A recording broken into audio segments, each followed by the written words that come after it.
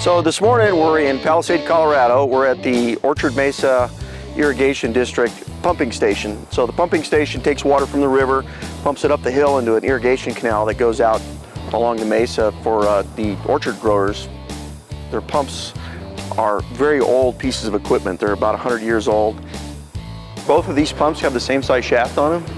No, these are bigger, these are smaller. Okay, so that's got, all right, yeah, they're quite a bit different, aren't they? The customer had a need for some parts to be manufactured that don't exist. There is only 2 systems like this in the world, one here in Palisade, Colorado, and the other one is in Russia.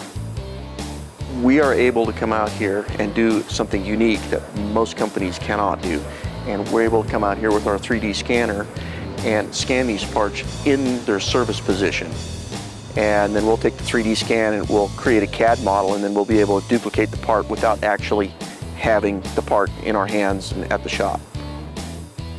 So we opened a door for a customer to have stuff made that they normally would have considered doing in a much different way that ultimately would have cost them a lot more money.